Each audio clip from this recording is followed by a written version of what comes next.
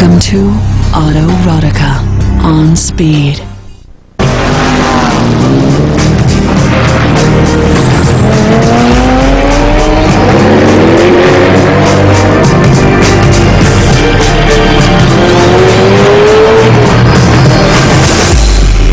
Welcome to Behind the Headlights, Speed Channel's documentary series that tells the stories of some very special automobiles.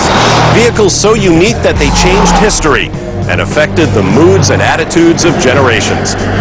Hello and welcome to a very appropriate venue for this episode of Behind the Headlights, which features Ford's GT40 Mark IV.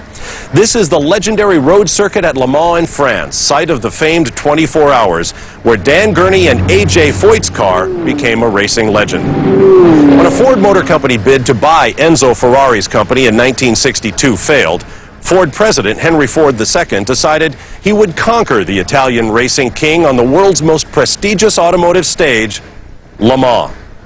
What resulted was the most determined and expensive motor racing campaign ever witnessed, with a no-excuse-to-lose philosophy. In this episode of Behind the Headlights, we'll take a closer look at the Ford GT40 and see how a combination of Yankee ingenuity, British technology, and Henry Ford's determination to win at all costs made the car an international and timeless sensation.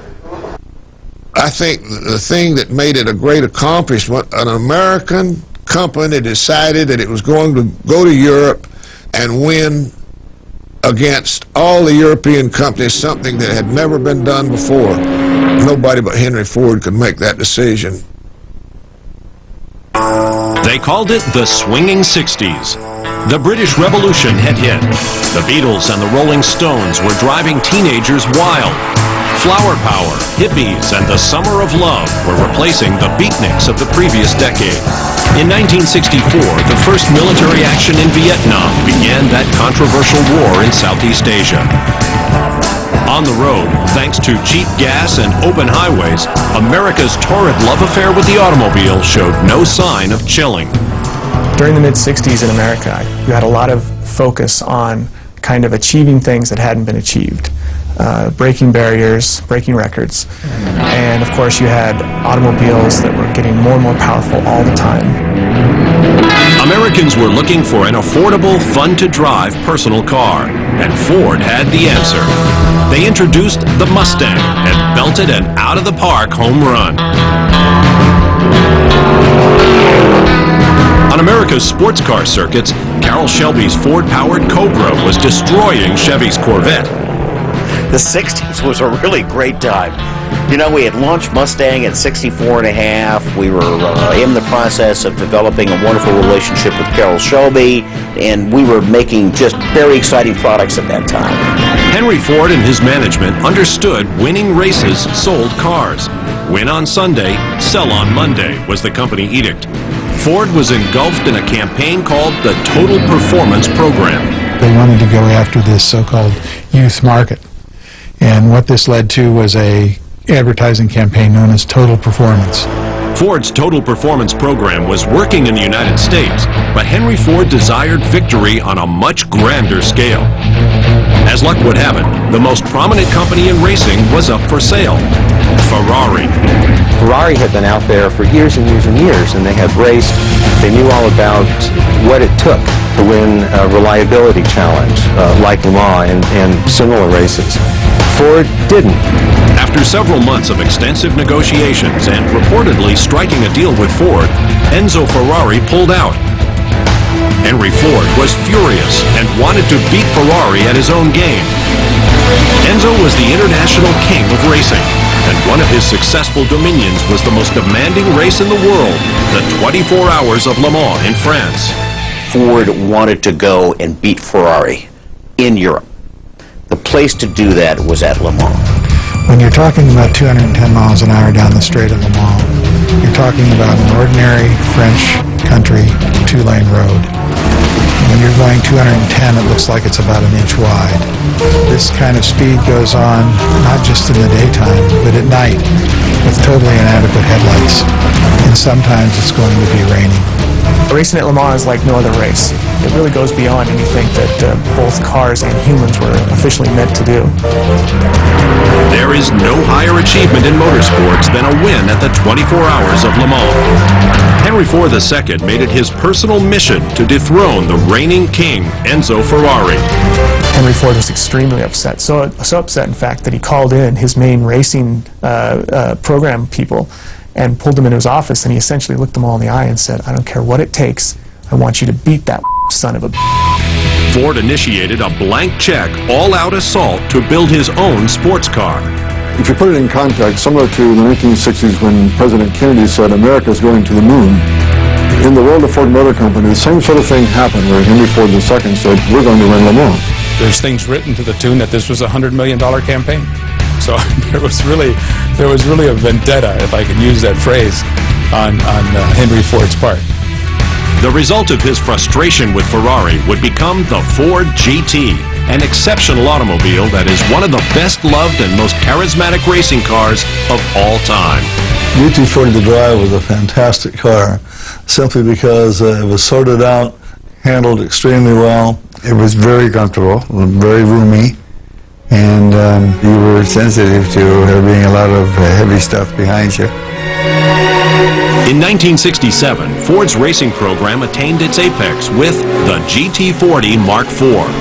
Its average speed at Le Mans was an incredible 135 miles per hour over the 8.3-mile circuit.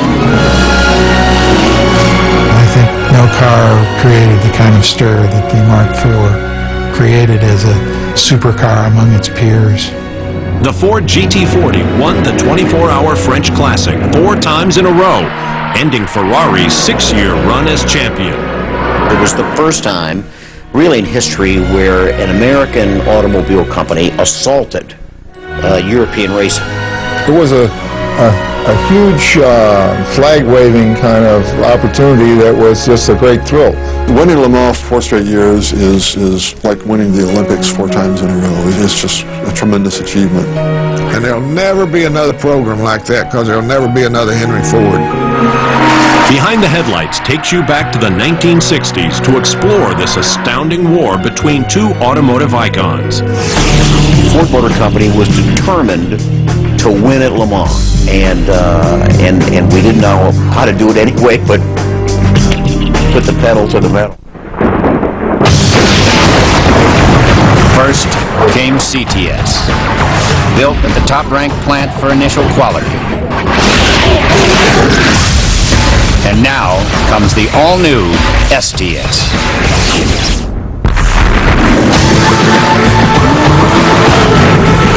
Lightning strikes twice. Cadillac, breakthrough. The Netscape internet service lets me choose if I want to have their unlimited access for just $9.95. So does NetZero. And Netscape lets me have Web Accelerator for free with their $9.95 plan. NetZero charges $14.95 for their service with Web Accelerator. What do you get with NetZero? I'm a Netscape guy. Right now, Netscape gives you free Web Accelerator to surf up to 5 times faster. NetZero charges $14.95. That's over 50% more. Get Netscape for $9.95, now with free Web Accelerator.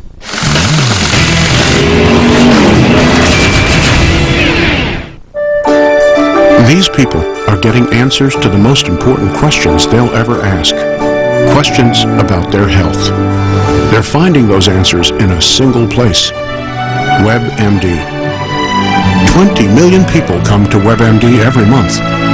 They find vital information that used to be scattered in 100 locations, now all in one place. The place America comes for healthcare answers. A place called WebMD.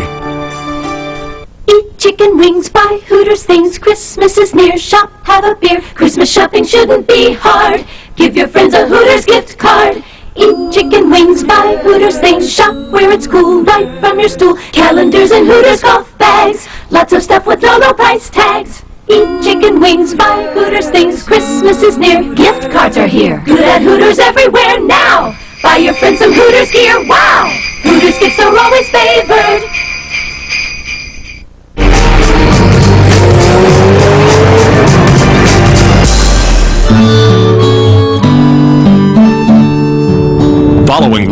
II, Ford Motor Company was in dire straits.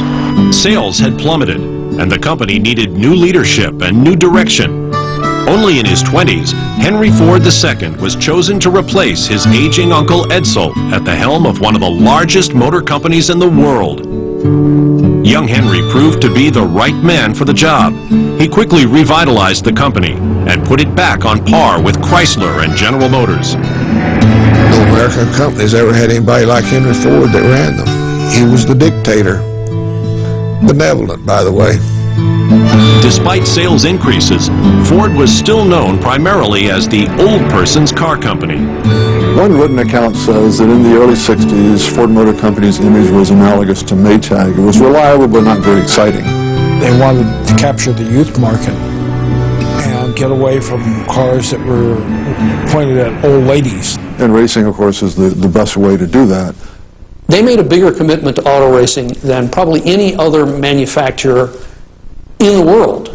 What Ford wanted to do, Henry Ford II particularly, was have a representative at the international racing scene. And he wanted to win specifically the 24-hour of Le Mans. Henry Ford took out his checkbook and looked for a likely acquisition. Ford zeroed in on the most prestigious name in sports car racing, Ferrari. Henry Ford II sent company vice president Don Fry to Italy for negotiations with Enzo Ferrari. They were very seriously looking at it and spent a great deal of money evaluating it and a great deal of time and effort. The price was $18 million. $18 million to buy all Ferrari. And here Ford probably spent $2 or $3 million just sending people over to Ferrari to see what was going on. And the whole thing turned into a giant fiasco. Henry Ford II thought he had a deal, but Enzo Ferrari is nothing if not mercurial. And at the last moment, he pulled out of the deal. When Don Fry, who had run that for Ford, came back and reported into Henry Ford II, always lovingly referred to as the Deuce, Henry said, "Don't worry about it. We'll kick their ass." It was important for their corporate prestige that they get out there and they field the car at a race such as Le Mans and win. The decision to create his own sports car was simple. However, the actual building of a Ferrari beater for the world sports car circuits was not. All new cars have developmental problems. You just don't build something and out of the box go to the pole position and win race.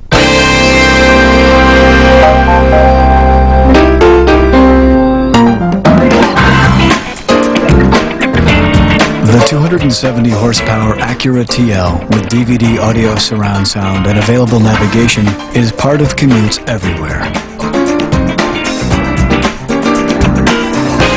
Possibly the best part. The Acura TL, a higher form of performance. Wednesday nights on Speed, the world's greatest auto shows. From New York to Beijing, the newest models and the coolest concepts. This show has more than just your average passenger car. Sexy, exotic, cutting edge. Wait till you see the lineup. The world's greatest auto shows. Always a crowd pleaser. Where sleek styling and rugged power sit side by side. Span the globe with the world's greatest auto shows. Bologna, Paris, and Tokyo. Wednesday, beginning 8 Eastern, 9 Pacific. Only on Speed. Yeah, I'm trying to add a new car to my policy online.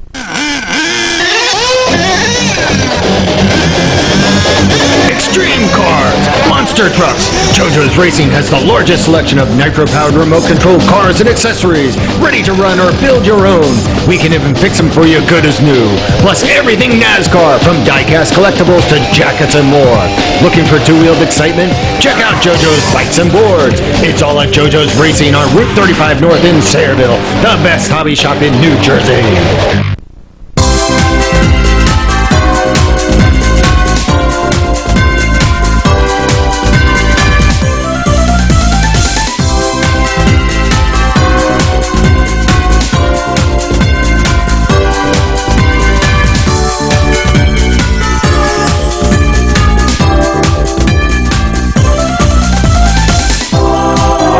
Great holiday gifts, right from home.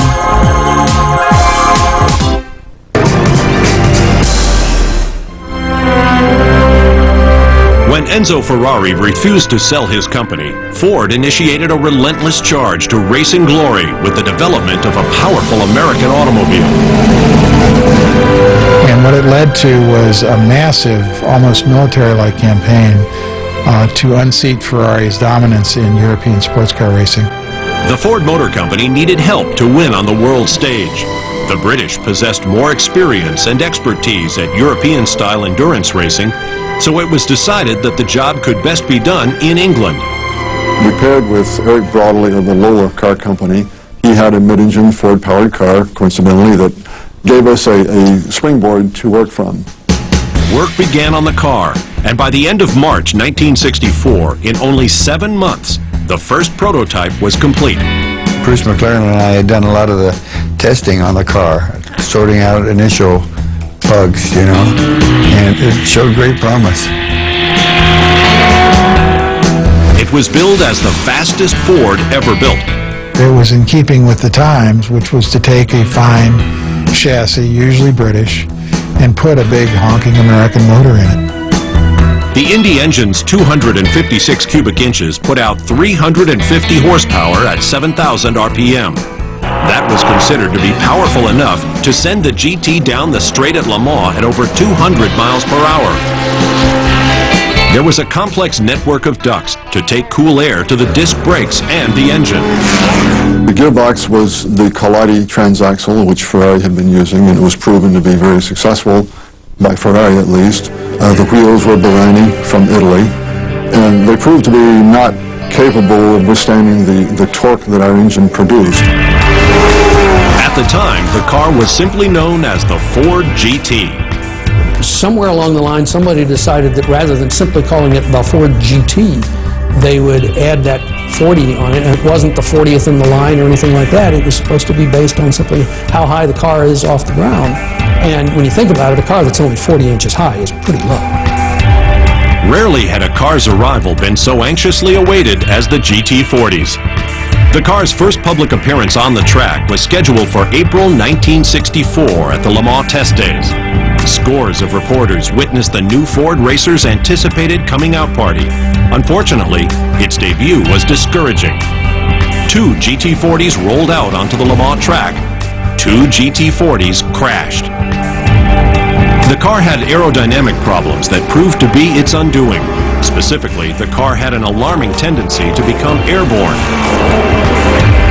Aerodynamic tests conducted showed the need for a spoiler under the front end of the car to combat the high lift generated by the body shape. Another spoiler was added to the rear. If I were to have a problem, that's a problem I would want to have, is my cars were so fast that aerodynamics came to be a real issue.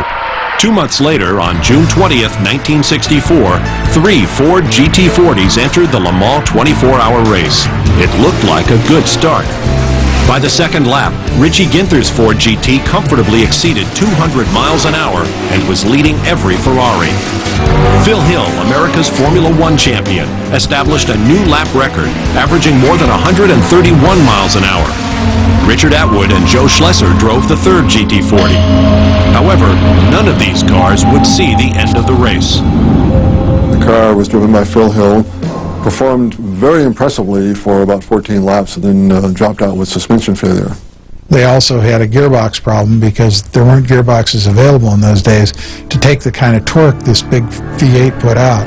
The first round of Ford's assault on Ferrari at Le Mans had failed. 2 more losses followed that year, the first at Reims in France, where 3 GT40s failed to finish, and again at Nassau in the Bahamas, where both entries dropped out. The Deuce was losing patience. In the fall of 1964, he would make one of the most important moves for the GT40 program, enlisting Carroll Shelby to lead the charge. Carroll was a can-do, let's-get-it-done kind of guy, and very much like my father. And Carroll had a very outgoing personality. And I think that my father's personality and Carroll's personality meshed reasonably well.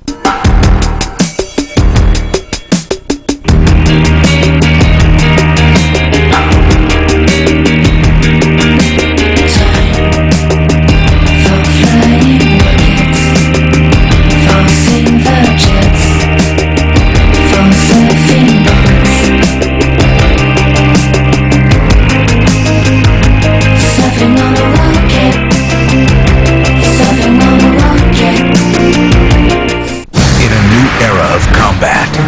lone soldier Buckle up, folks. will become the ultimate weapon.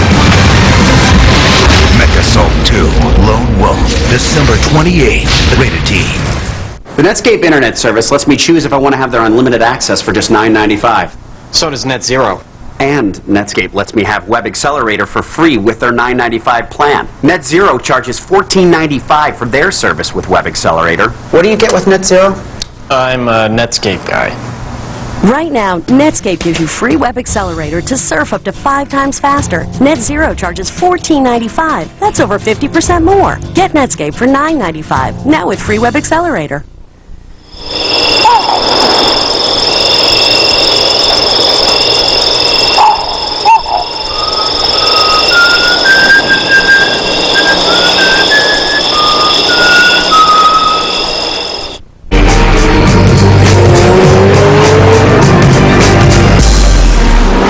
Shelby American Company, based in Southern California, had a 5-year contract with Ford to develop race cars. Carroll Shelby was setting the racing world on fire with his Ford-powered Cobras, upsetting Ferrari's hold on the GT class in 1964 at Le Mans. He had vast European racing experience, including a win at Le Mans in 1959 as a driver for Aston Martin. Shelby's expertise and knowledge were desperately needed at a time when the GT40 program was mired in failure. I think bringing in Carroll Shelby was in my opinion, a key ingredient to the success of the whole GT40 program. He had a shop full of talent that was unbelievable. Fellows that had been to Indianapolis time after time, fellows that had been in stock cars, fellows that had been in Formula One. We had mechanics from New Zealand, Japan, Australia, Italy, France, Germany, England. He had a fellow by the name of Phil Remington, who is certainly the greatest master automotive racing mechanic, fabricator in the history of American motor racing. Yeah, I know we had a lot of people, a lot of them were ex-hot rodders and pulled people from all walks of life. And it was a very cohesive group. Shelby American was a winning company, and we had a winning attitude. And if you have the right mind frame, you're not going to get beat. Shelby's team was under the gun to get the GT40 ready for its first race at Daytona. They had only 2 months to transform the car from one that hadn't finished a race to one capable of crossing the finish line. When we first got the cars, the first thing they did was take them to Riverside, and Ken Miles and Bob Bonner were out there, and they tested the car. They both hated it completely. So the car was completely ripped apart. Shelby replaced the original exotic 256 cubic inch Indy engine with his own 289 Cobra power plant. It was more reliable, with more power and more mid-range torque. It was capable of speeds on the Mulsanne Straight of 190 miles an hour in 1965. I mean, that is remarkable. The unreliable Colati gearbox was also replaced. Its substitute was a 5-speed ZF box from Germany. Shelby enlisted Aeronutronic, Ford's aerospace company, to diagnose the airflow problems of the car. They found that the complex system of cooling ducts was not working as it should. So we went up there and molded up a bunch of exterior ducting to put on the tail of the car, trying to get more air to the oil cooler and also the inlet to the carburetor. They literally worked 24 hours a day, 7 days a week on that car, and they changed the engine, they changed the suspension, they changed the cooling, they changed the wheels, they changed the tires, transmission. The only thing that was the same on that car by the time we got to Daytona was the body. First up for Shelby's new modified GT40 was the Daytona Continental 2,000 kilometer race, a grueling 1,243-mile test of man and machine. The Shelby team was running 2 GT40s, one driven by Ken Miles and Lloyd Ruby, the other by Richie Ginther and Bob Bondurant. In the end, Shelby proved to be the difference, resoundingly beating Ferrari's P2s driven by John Surtees and Pedro Rodriguez. First race of the year was at Daytona. They won it. Second race was at Sebring. They took a second. Next race, they took a third. But this gearbox problem still persisted. In Sicily, at the demanding Targa Floria road course, the GT40 would compete with Ferrari's 275 P2 on its own turf. It was a 440-mile race consisting of 10 laps, each 44 miles long, with hundreds of tight corners. There, Ford's straight-line speed advantage meant little through the island's twisty mountain roads. Bob Bondurant and John Whitmore were the drivers. When Whitmore lost a wheel on the main straight, an enthusiastic spectator tried to make a souvenir of the wheel's knockoff spinner. Wasting precious minutes, the GT40 sat on the side of the road before Whitmore eventually recovered the wheel nut from the crowd. By now, the P2 Ferrari of Nino Vaccarella and Lorenzo Bandini had an unbeatable lead. Bob Bondurant's GT40 ended its race in a ditch at the side of the road. Two more devastating losses for the team followed, at Sebring and then again at Le Mans in 1965. One by one, the Fords lost their gearboxes. Ferrari swept the first 6 or 7 places, and Ford, again, was totally embarrassed corporately. Shelby and the Ford team would have to go back to the drawing board if they wanted to catch Ferrari. Clearly, this race in '66, when we went in full force, was very important to my father.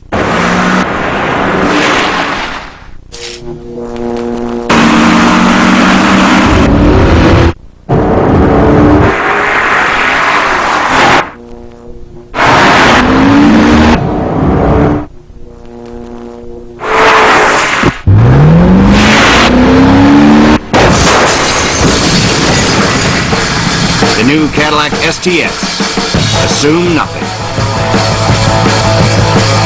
You could drive this car for 20 years, this one for a decade, or this one even longer, and you'd still have guaranteed engine protection. New Peak Global Lifetime is the only antifreeze backed by a lifetime guarantee, and its patented formula works on any make, any model, anytime. So no matter what you drive or how long you drive it, with a complete flush and fill, we guarantee it for life. Peak Global Lifetime Antifreeze. Flush it, fill it, and forget it. The Netscape internet service lets me choose if I want to have their unlimited access for just $9.95. So does Net Zero. And Netscape lets me have Web Accelerator for free with their $9.95 plan. Net Zero charges $14.95 for their service with Web Accelerator. What do you get with Net Zero? I'm a Netscape guy. Right now, Netscape gives you free Web Accelerator to surf up to 5 times faster. Net Zero charges $14.95. That's over 50% more. Get Netscape for $9.95, now with free Web Accelerator.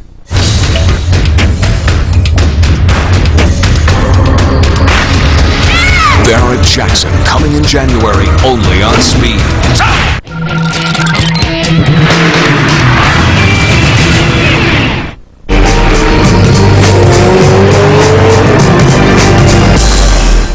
The wily Texan Carroll Shelby and scores of other dedicated professionals at Ford worked long hours and hard days to make the GT40 program a success. The car had begun to win in both the United States and abroad, but the ultimate goal was a victory in the grueling 24-hour race here at Le Mans in France. As we'll see, in June of 1966, the Ford GT40 not only won the 24 hours, it dominated. After 2 failed runs at Le Mans in 1964 and 65, 1966 became a do-or-die situation for everyone involved with the GT40 program.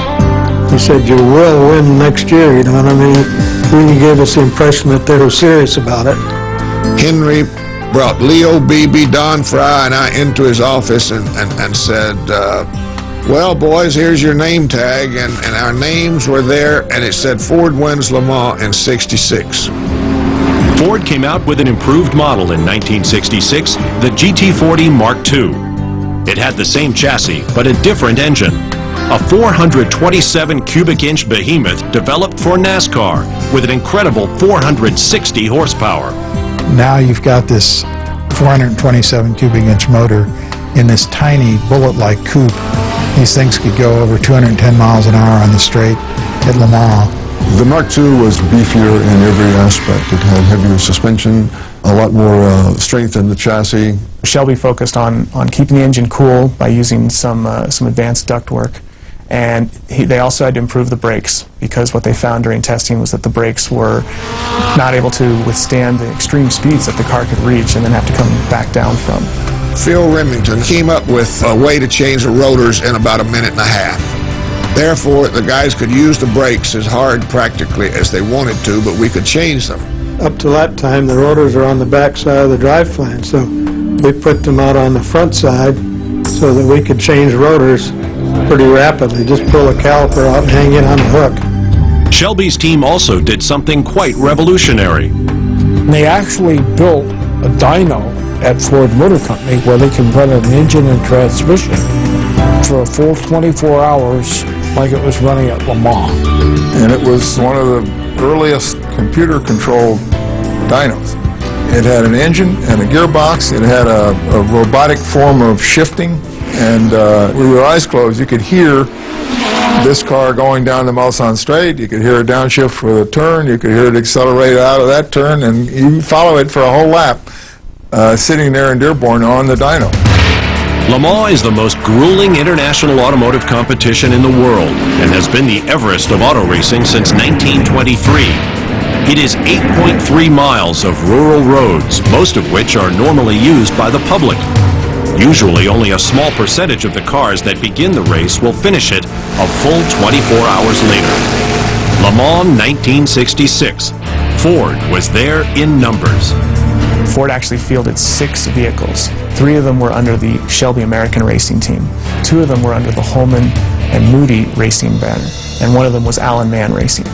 What Henry Ford II did, he didn't pit the GT40 against the Europeans. He pitted Shelby against Holman Moody, and they wanted to beat each other more than they wanted to win Le Mans. There was a lot of competition between them, but that was good. That made both of us better. Henry Ford II had been invited to be honorary president at the 1966 Le Mans race. As president, he would drop the French flag to start the event. Through the night, the Shelby car driven by Ken Miles and Denny Hulme ran beautifully. But the Chris Amon Bruce McLaren car suffered brake problems, and they weren't the only ones. Le Mans can punish cars in many ways. By morning, there were only 5 cars left with a chance at winning. 3 GT40s and 2 Ferrari 330 P3s. Ken Miles had the lead by several laps when the Ferraris both suffered engine failure and dropped out, thus guaranteeing the Ford GT40 a 1-2-3 finish, which sparked an interesting idea. They tried to stage a Mickey Mouse finish with all the Fords coming across the finish line together. Ken Miles, driving a Team Shelby GT40, was ordered to slow down and let teammate Bruce McLaren catch up. With Ronnie Bucknam of the Holman and Moody team finishing third, the 1-2-3 photo finish was one for the record books. Miles thought he had won, and so did everyone else. But Ford overlooked an important Le Mans regulation. There was a rule that none of them knew about in the rule book that said whoever started the race further back at the starting grid had actually traveled a further distance. So Bruce McLaren was actually the winner because he'd started further back on the starting grid than the other 2 cars. They blew it. The way the race was timed and judged, the wrong car won. Miles had won Daytona and Sebring in the GT40, and he would have been the only driver ever to win the 3 major races in 1 year, and got robbed. Despite the controversy, the Ford Motor Company had reached the pinnacle of racing success. Henry Ford was ecstatic. This win was tremendous. You could hear the cheering in Dearborn as well as in France. Henry Ford II was exuberant, and he kissed the drivers. At the end of the 1966 race, when we came in 1, 2, and 3, I remember staying around Le Mans for probably an hour or so after the race, basking in the glow of the victory, I would say. But now Ford faced a bigger challenge, trying to stay on top. In order to keep them there, they would unveil their greatest iteration of the GT40 yet, the Mark IV.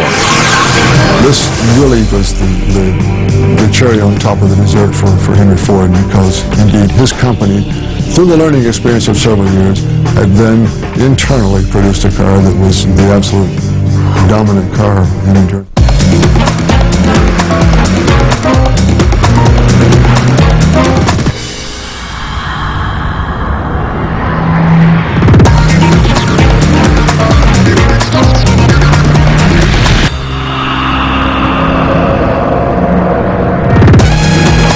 The 200 horsepower 6-speed Acura TSX. It defies more than just convention. Dear Speed Channel viewers, to all of you who've written us for Speed Swag, well, good news. Speed Swag is back. More shirts, more lids, more jackets. Plain and simple, more swag. That's right, Speed Swag is back. Available now at speedswag.com. Come on, guys. Time for bed. How many cards? Give me one. Looking for a safe, fun way to learn poker? Then go to Pacific Poker at 888.com, the world's #1 online casino and poker school. It's fun, it's fast, it's secure. Learn Texas Hold'em, Omaha, and 7-card stud. Big tournaments, too. At 888.com, the action is hot and the poker school is free, so you can learn with friends or players around the world. But no gunslingers. Pacific Poker at 888.com. Download the games now. It's free. A warning for arthritis patients taking Vioxx. The Vioxx manufacturer recently withdrew the arthritis medication from the worldwide market because an ongoing clinical trial confirmed Vioxx increases the risk of heart attack and strokes. If you or a loved one took Vioxx and suffered a heart attack, stroke, or death, call 1-800-291-2865. That's 1-800-291-2865. Following its 1-2-3 sweep at the 1966 Le Mans race, Ford's enthusiasm would be tempered by an unfortunate tragedy only 2 months later. This was an all-out war, and in every war there are casualties. And although it's hard to believe today, to achieve these great wins at Le Mans, Ford paid a tremendous price. At a road test at Riverside Raceway in California, a GT40 Mark IV prototype went out of control. Ken Miles, one of the most respected drivers of the era, was driving the car. We were going down the back straight going into turn 9, and the rear wheels locked up from the skid marks, and we went off the right side of the course, and there was quite a drop down to that infield, and the car just disintegrated and then caught fire. The purportedly strong honeycomb chassis was broken into sections, throwing Miles from the car and killing him instantly. The racing world, Henry Ford, and especially Carroll Shelby, were stunned. Ford's GT program was temporarily suspended. However, 2 months later, the new Mark IV was unveiled.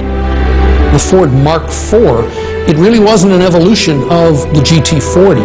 It was part of the same program, but it was in fact a completely new car. It was a much cleaner design. It had a better suspension, it had better brakes. The Mark IV became the pinnacle of the GT40 program. It was a major upgrade over the Mark II. We had a different body shape on it, and that penetrated the air better, and it went down the straightaway faster, 15 miles an hour faster than the cars in 66. The Mark IV had bigger wheels and larger brakes, and it retained its powerful 7-liter engine. It's very torquey, which means you get to run a long way in the gear that you're in before you have to shift again. If you left the pits in first gear and, you gas it finally and rev it up to 6,200, I think it's doing about 90 miles an hour in first. If you can shift 2 or 3 times less per lap over a course of a 24-hour period, it's just that many times you just aren't wearing out mechanical things in the car. That engine really wasn't working very hard. The Ferrari engine was much smaller and revving much higher, and it was working real hard. This NASCAR engine was cruising. Ford incorporated another interesting attribute into the development of the Mark IV, driver comfort. The Ford GT Mark IV was sort of halfway between a passenger car for the street and a race car. Good vision, it was heavy, and it was very reliable. What made the car so comfortable is the seating position. You sit a little more upright so you can sense and feel the car better. Yet the seat, the way it was designed, it fit the driver just perfectly. At first, the Mark IV wasn't so comfortable for Dan Gurney. The 6'4" driver couldn't sit in the Mark IV with his helmet on. So Ford expanded the top of the roof to accommodate Gurney. The modification was called the Gurney Bubble. In 1967, Sebring served as a test bed for the new Mark IV. Ford captured the first 2 places, with Bruce McLaren and Mario Andretti in the winning car, and A.J. Foyt and Lloyd Ruby finishing second. Ford felt confident that the Mark IV was ready for the demanding 1967 Le Mans. The biggest question remained, could Carroll Shelby's unusual pairing of 2 legendary drivers bring home another victory at Le Mans?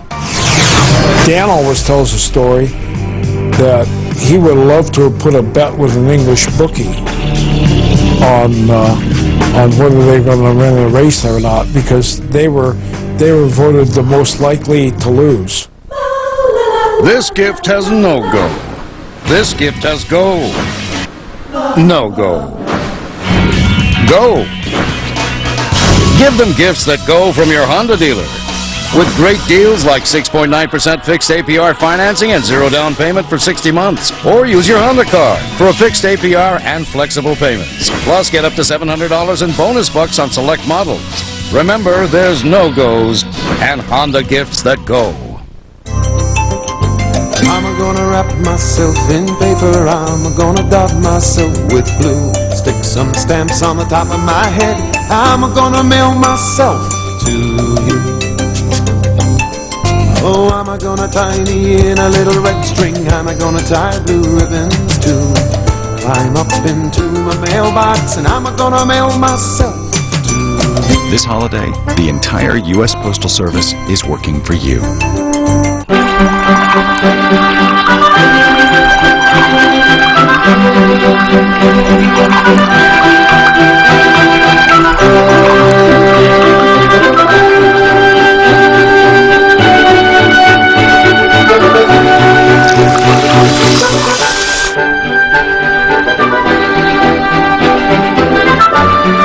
Sometimes one more is one too many. Know your limit. Credit card bills, late payments, medical bills, financial stress can happen to anyone. If you're a homeowner and you need cash, call or log on to ditech.com and take the Ditech Challenge. We'll guarantee you the lowest rate and fee and help you to consolidate debts and lower your payments, even if your credit is less than perfect. Put us to the test and find out why so many other lenders are saying, lost another loan to Ditech. Log on or call 1-800-80-DITECH.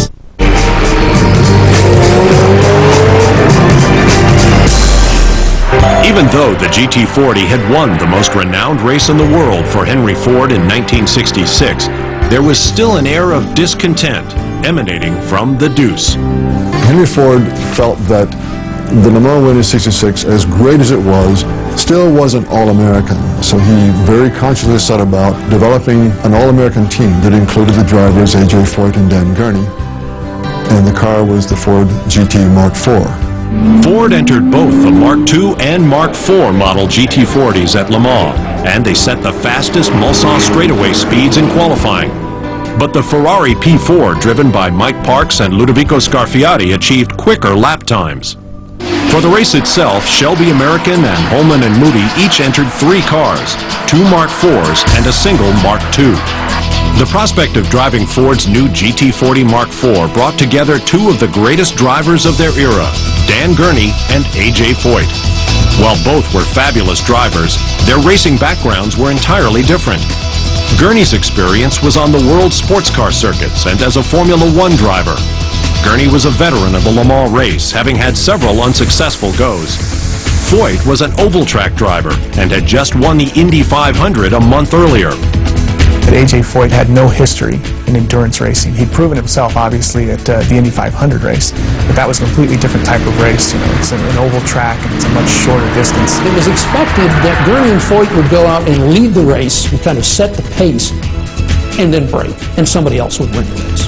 But they were not the pick of the litter, if I could say it that way, of all the cars that were running that year for Ford. Shelby's conservative strategy at the '67 Le Mans stood in sharp contrast to his driver's usual all-out aggressive style. Dan Gurney by then had seen me win Le Mans 3 times. I don't know whether he took notice, but you don't do it by going super fast. No matter how fast your car is, you can't drive it that fast for 24 hours, or it'll break.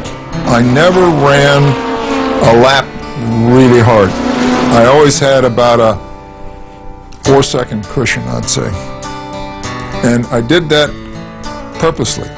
The race was only the last 3 hours. You saved the car, and then you had the last 3 hours. I didn't expect us to be leading the race early in the race. I thought this would come after attrition set in and everything else. Well, by the end of the first hour, I think we were in the lead. Gurney and Foyt's Mark IV took the lead and kept expanding it. 9 hours into the race, Ford held the first 3 places. But still, no sign of a smile from the deuce. Once again, it's clear the Fords are faster, but are they going to last?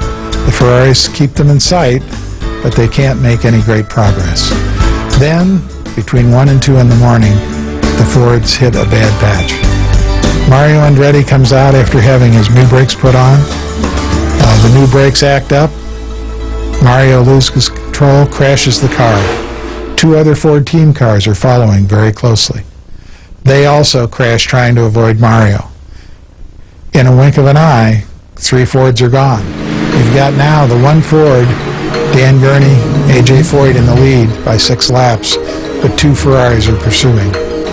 Following the unfortunate accidents, Ford would now pin their 1967 Le Mans hopes on car number 1, Gurney and Foyt's GT40 Mark IV. They turned out to be absolutely terrific. They didn't have a big personality clash. They worked very well together. They communicated well, and they drove a brilliant race.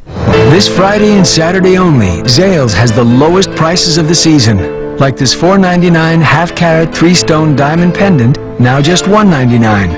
Hurry, quantities are limited. At Zales, the diamond store.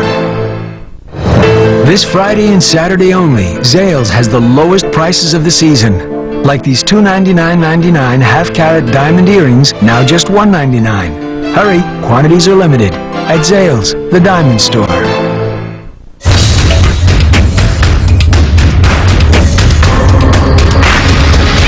Barrett Jackson coming in January, only on Speed.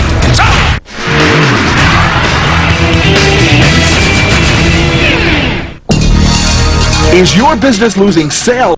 How many cards? Give me one. Looking for a safe, fun way to learn poker? Then go to Pacific Poker at 888.com, the world's #1 online casino and poker school. It's fun, it's fast, it's secure. Learn Texas Hold'em, Omaha, and 7-card stud. Big tournaments, too. At 888.com, the action is hot and the poker school is free, so you can learn with friends or players around the world. But no gunslingers. Pacific Poker at 888.com. Download the games now. It's free. A warning for arthritis patients taking Vioxx. The Vioxx manufacturer recently withdrew the arthritis medication from the worldwide market because an ongoing clinical trial confirmed Vioxx increases the risk of heart attack and strokes. If you or a loved one took Vioxx and suffered a heart attack, stroke, or death, call 1-800-291-2865. That's 1-800-291-2865.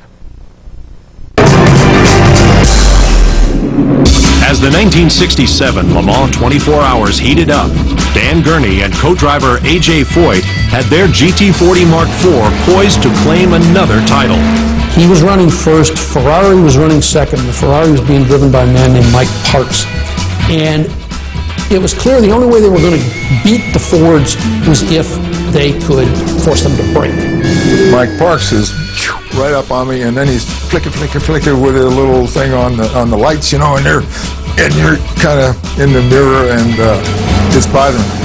And he's flashing his lights, and he's trying to get Gurney to get the competition flowing, get the adrenaline flowing. It went on for at least 4 laps, but he wouldn't try and pass. He just wanted to harass me. And Gurney says at one point he actually pulled off the track. What does Mike Parks do? He pulled off behind me and stopped his car right behind me. And I sat there for at least 10 seconds, maybe a a little bit more, and finally, I guess he just decided, oh, this isn't going to work. So he pulled out and went on, and 4 to 5 laps later, caught him and passed him, and never saw him again. By the morning, the Fords were 1st, 5th, and 6th, with 3 Ferrari P4s between them. One of those Ferraris, driven by Günther Klaas and Peter Sutcliffe, dropped out due to a loss of oil pressure. Foyt and Gurney, who'd started the race at a blistering pace, hung on to win. There's the checkered flag. The veteran Dan Gurney from California. The hard-charging A.J. Foyt from Texas.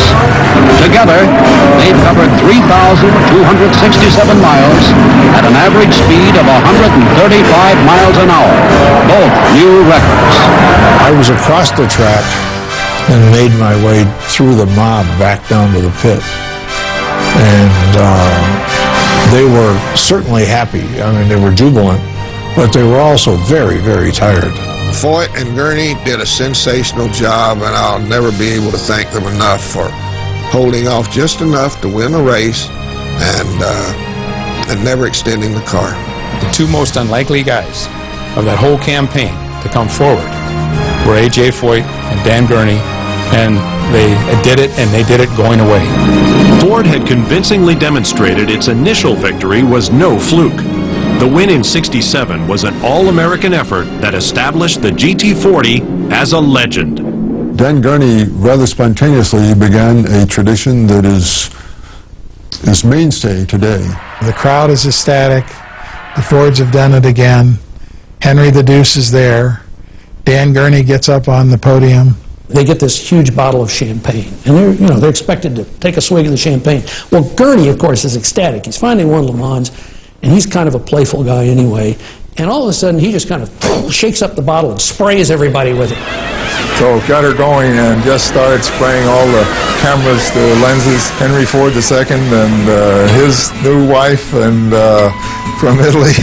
And just, we managed to cover all bases practically, and it was a fantastic moment. Following this monumental victory, Henry Ford decided to rest on the company's laurels and let privateers take up the gauntlet. I think we pulled out of Le Mans after the '67 race primarily because we had accomplished what we wanted to accomplish.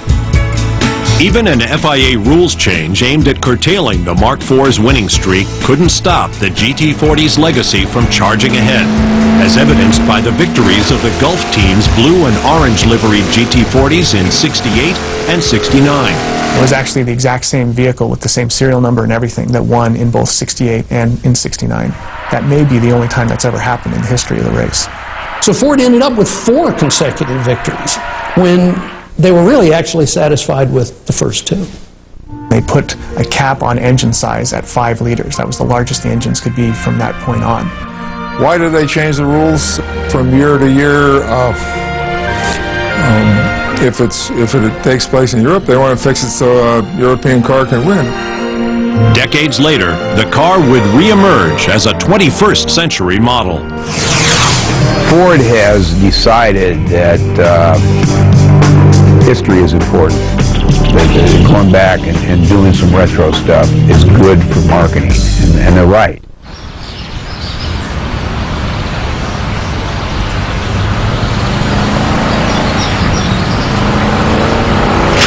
The 260 horsepower supercharged Grand Prix Comp G. The new 275 horsepower GXP. And now,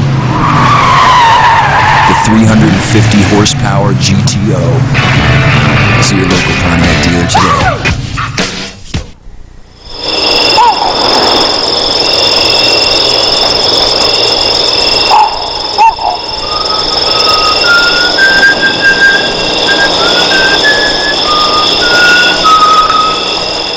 The Netscape internet service lets me choose if I want to have their unlimited access for just $9.95. So does NetZero. And Netscape lets me have Web Accelerator for free with their $9.95 plan. NetZero charges $14.95 for their service with Web Accelerator. What do you get with NetZero? I'm a Netscape guy. Right now, Netscape gives you free Web Accelerator to surf up to 5 times faster. Net Zero charges $14.95. That's over 50% more. Get Netscape for $9.95, now with free Web Accelerator. On DVD. All I want to do is race. Man, ain't the guy with the fastest car, just the one who refuses to lose. ESPN presents 3. With over 5 hours of Dale Earnhardt interviews and races. Go, boy, go! Own the 2-disc collector's edition today.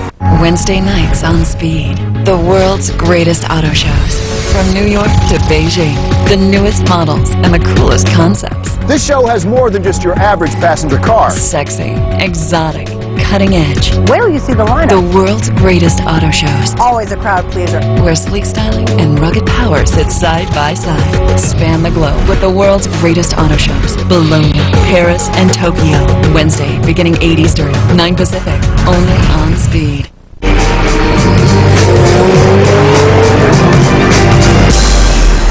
To commemorate the GT40's remarkable achievement and to celebrate their centennial in 2003, Ford Motor Company announced a new road-going reincarnation of the sports racing car that captured America's heart and won the 24 Hours of Le Mans 4 consecutive years.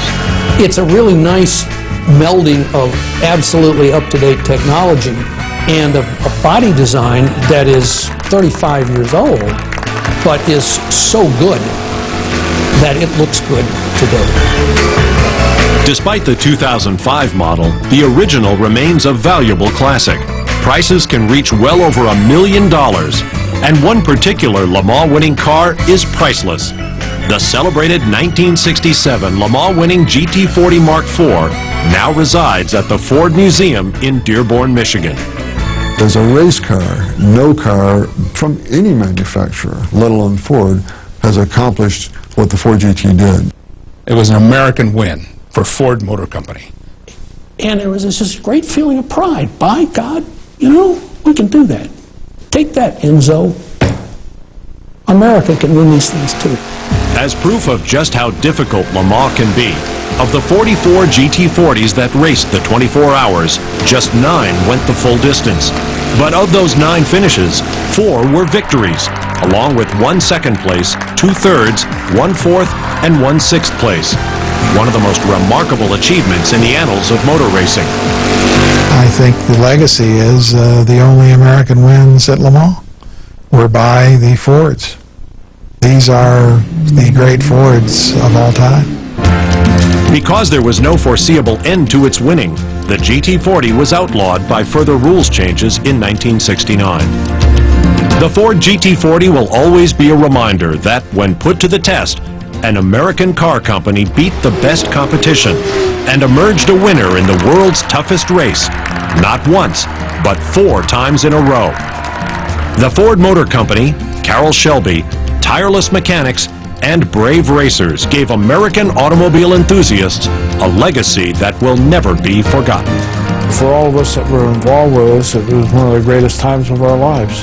It was really thrilling to be in on it. I want my legacy to be, I want to make sure those people are recognized. They were the pioneers. The truth of the matter is I enjoyed every day. I really looked forward to going to work in the morning because I knew I was going to learn something new.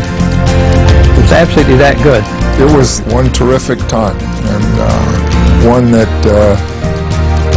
could never repeat again. And after we won a race, I said, I don't care what happens now. We've got it. We've put our mark up on the tree, and there it is. One of the most remarkable aspects of the GT40 program is the fact that it ever saw the light of day at all. With unlimited funds but very limited time, it's almost inconceivable that a specialty program was able to create the quintessential racing car.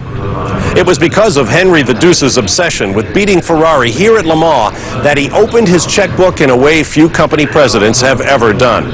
From the beginning, Henry decreed that the car would be built and that it would win at Le Mans, which it did in such resounding fashion that it became one of the most dominant race cars of all time, an unmistakable icon of the day when Ford took on the world's best here at the world's greatest sports car race, and won convincingly.